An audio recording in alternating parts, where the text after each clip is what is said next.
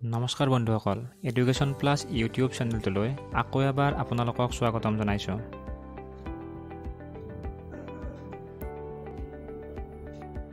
আজিৰ ভিডিঅ'টোত আমি বিভিন্ন ধৰণৰ প্ৰতিযোগিতামূলক পৰীক্ষাৰ লগতে পঞ্চম, ষষ্ঠ আৰু সপ্তম শ্ৰেণীৰ বাবে প্ৰয়োজনীয় গণিতৰ আন এটা বিষয় আলোচনা কৰিম।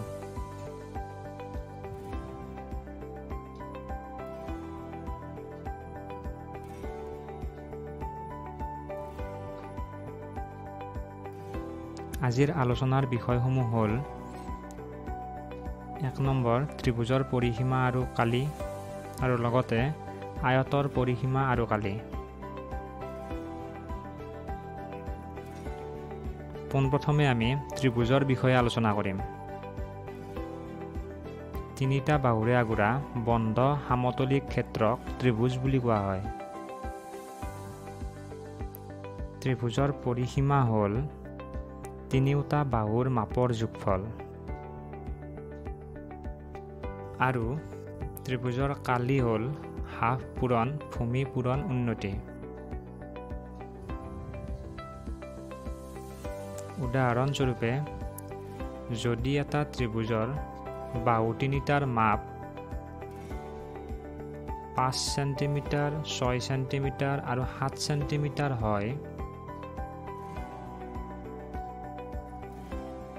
আৰু উন্নতিৰ মাপ 6.5 চেণ্টিমিটাৰ হয়, তেন্তে পৰিসীমা হ'ব তিনিওটা বাহুৰ যোগফল অৰ্থাৎ 5 + 6 + 7 চেণ্টিমিটাৰ সমান 18 চেণ্টিমিটাৰ।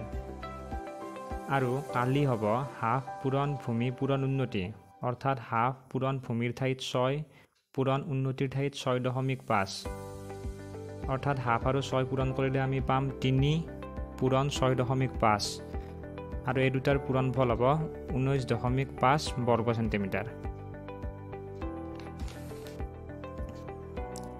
এইবাৰ আমি আয়তৰ বিষয়ে আলোচনা কৰিম।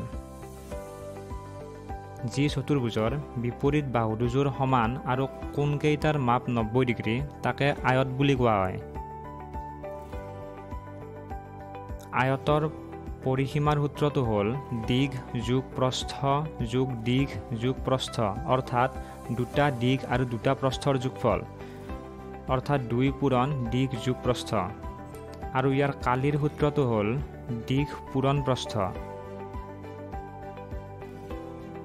ধৰা হ'ল এটা আয়তৰ দিঘ 9 চেণ্টিমিটাৰ আৰু প্ৰস্থ 7 চেণ্টিমিটাৰ। গতিকে আয়তটোৰ পৰিসীমা হ'ব 2 পূৰণ দিঘ যোগ প্ৰস্থ অৰ্থাৎ 2 পূৰণ দিঘৰ ঠাইত 9 আৰু প্ৰস্থৰ ঠাইত 7 চেণ্টিমিটাৰ অৰ্থাৎ 2 পূৰণ 16 চেণ্টিমিটাৰ আৰু ইয়াৰ মান হ'ব 32 চেণ্টিমিটাৰ। আৰু ইয়াৰ কালি হ'ব দিঘ পূৰণ প্ৰস্থ অৰ্থাৎ 9 চেণ্টিমিটাৰ পূৰণ 7 চেণ্টিমিটাৰ আৰু এই দুটাৰ পূৰণফল হ'ব 63 বৰ্গ চেণ্টিমিটাৰ।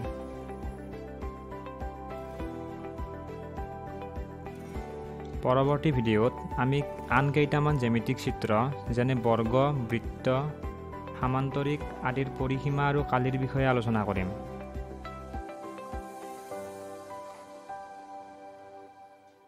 পৰৱৰ্তী ভিডিঅ'সমূহৰ ন'টিফিকেশ্যন পাই থাকিবলৈ ছাবস্ক্ৰাইব কৰিব, লগতে বেল আইকনটো বজাই দিব। ভিডিঅ'টো চাই কেনে পালে আৰু কি ভিডিঅ'ৰ প্ৰয়োজন কমেণ্ট ছেকশ্যনত জনাব আৰু যদি ভাল পালে ভিডিঅ'টো লাইক কৰিব আৰু অনুগ্ৰহ কৰি শ্বেয়াৰ কৰি দিব। ধন্যবাদ।